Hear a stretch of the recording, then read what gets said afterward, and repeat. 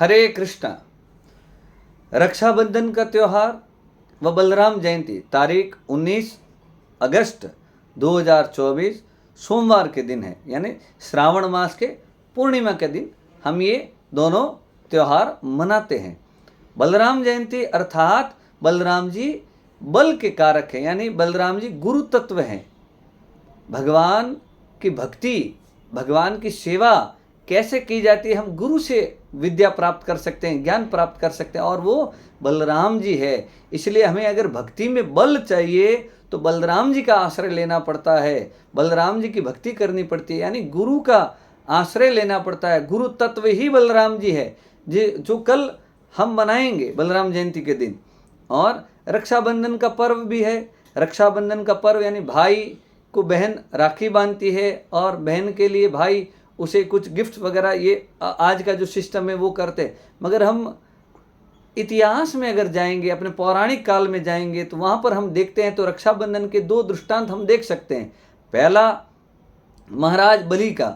महाराज बलि जब वामन अवतार भगवान ने लिया, महाराज बलि से 3 वरदान, उनसे 3 पग भूमि मांगा, तो बलि महाराज ने उनको वचन दे दिया और 3 पग भूमि नहीं दे पाने के कारण उनके सर पे भगवान को कहा कि तीसरा पैर आप मेरे सर पे रख दीजिए। तो भगवान ने उनको सुतल लोक पाताल में भेज दिया और पाताल में गए तो महाराज बलि से भगवान ने कहा कि कुछ वरदान मांग लीजिए। तो भगवान से उन्होंने प्रार्थना की आप मेरे रक्षक बन जाइए। तो भगवान वहाँ पर बलि महाराज के इधर उनके रक्षक, उनके द्वारपाल बन के बैठ गए। अब यहाँ पर महालक्ष्मी जी चिंतित कि भगवान कहाँ चले गए, बहुत समय हो गया नहीं आ रहे। तब उन्होंने उपाय सोचा और वे रूप बदलकर सुतल लोग गए और महाराज बलि से मिले और उनको रक्षा का एक धागा बांधा, राखी बांधा। और उसके एवज में महाराज बलि ने पूछा कि आपको क्या चाहिए। तो उन्होंने कहा कि मेरे पति जो आपके इधर सेवक बनकर है, आपके रक्षक बनकर है, उनको आप मुझे दे दीजिए।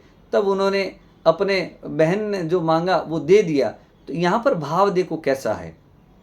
और अगर आप महाभारत के काल में भी अगर जाते हैं तो वहाँ पर भी भगवान श्री कृष्ण और द्रौपदी जी का भी एक दृष्टांत आता है। जब भगवान श्री कृष्ण शिशुपाल का वध करते हैं तो उनके उंगली में सुदर्शन चक्र से खून निकल आता है। तो द्रौपदी जी वहीं पर खड़े थे, तो उन्होंने अपना पल्लू काट कर उसमें उनकी उंगली पर बांध दिया।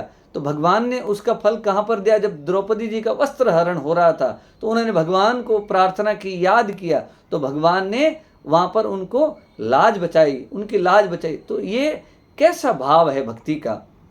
द्रौपदी जी ने भी राखी बांधा, यहाँ पर माता महालक्ष्मी जी ने बलि जी को राखी बांधा। तो आज के भाई बहन ये सिस्टम को क्यों फॉलो नहीं करते, भौतिक चीज़ों में क्यों अटके हो। आप आध्यात्मिक प्रगति कीजिए, आध्यात्मिक शक्ति प्राप्त करें।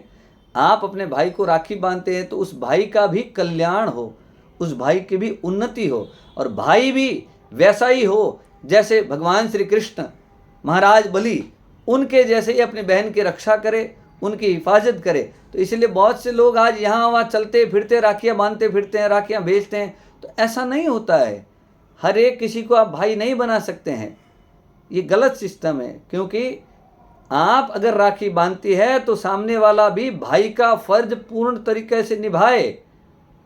अगर भाई अपना फर्ज निभा नहीं सकता है तो उसे राखी बंधवाने का अधिकार नहीं है। और बहन भी उतनी ही भगवान की भक्त हो कि अपने भाई को अगर रक्षा बांध दिया है तो उस भाई की रक्षा भगवान करेंगे। उस भाव से वो बहन में भी उत्तप हो साधना हो, भाई में भी उत्तप हो साधना हो, भक्ति का शक्ति हो उनमें, तब ये त्यौहार सही रूप में पूर्ण है।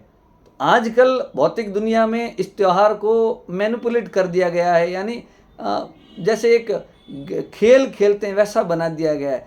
ऐसा नहीं है। पौराणिक काल में हम जाएंगे तो अगर इतिहास को हम देखेंगे तब हमें ये आज के त्यौहार को कैसे मनाना चाहिए तो ये समझ में आता है।